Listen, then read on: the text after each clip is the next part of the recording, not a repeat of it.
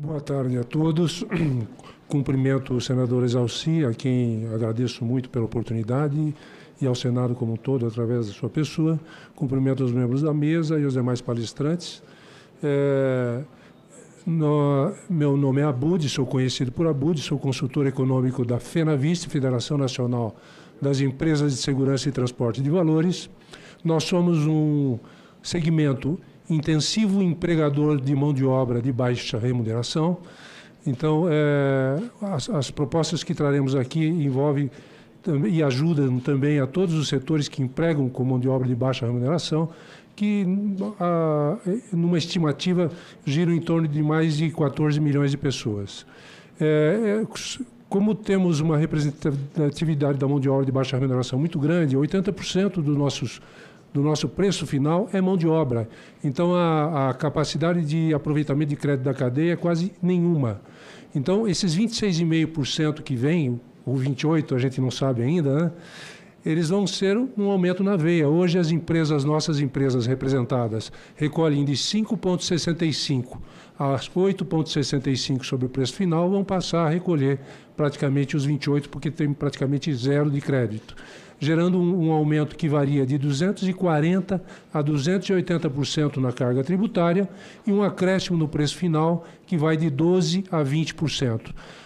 Apesar das inúmeras tentativas que fizemos, nós não tivemos nenhuma mitigação, nenhum efeito de mitigação, tanto na aprovação da EC 132 quanto na recente aprovação das mudanças ao PLP feita pela Câmara, que melhorasse essa situação que nós estamos apresentando para vocês.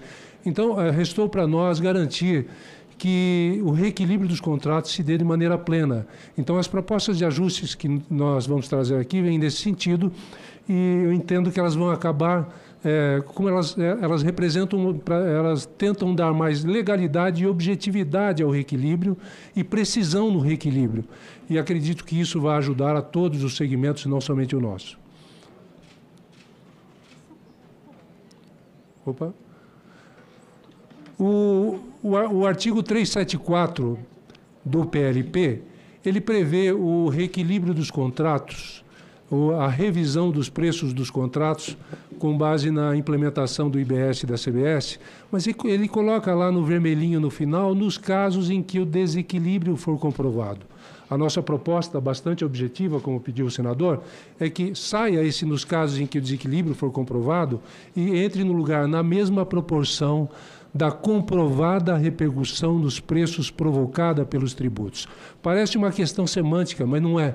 Tá? Nós temos já essa questão da revisão do preço prevista na Lei de Regência, que é a Lei de Licitações, a Lei 14.133 de 2021, que o seu artigo 134 diz que os preços contratados serão alterados, é um comando, para mais ou para menos, conforme o caso, se houver, após a data de apresentação da proposta, criação, alteração ou extinção de quaisquer tributos ou encargos legais.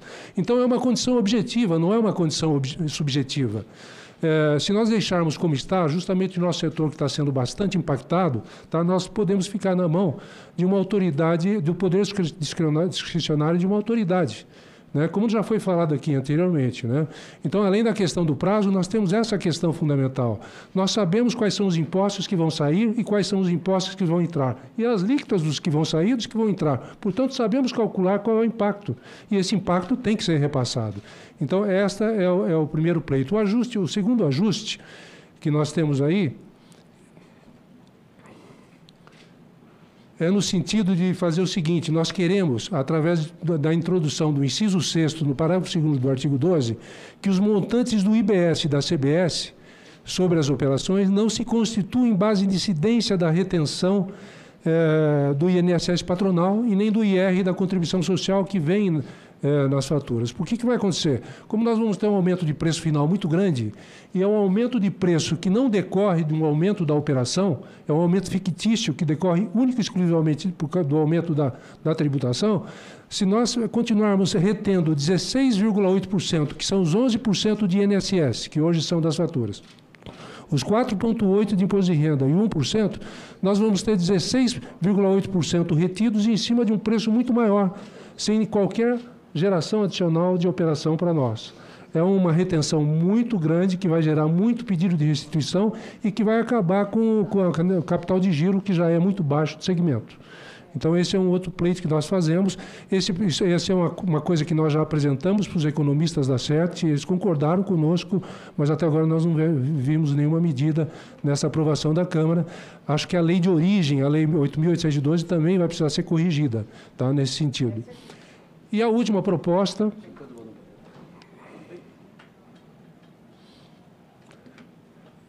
o parágrafo 2º do artigo 373, que fala também de reequilíbrio, diz que os contratos privados permanecem sujeitos a disposições da legislação específica. A gente concorda com isso. Só que a gente tem uma questão que já vem desde da época da introdução da não cumulatividade da PIS e COFINS, em que o COFINS passou de 3% para 7% e o PIS de 1% para 1,65%, nem o governo, nem os tomadores públicos, nem os privados repassaram ao preço.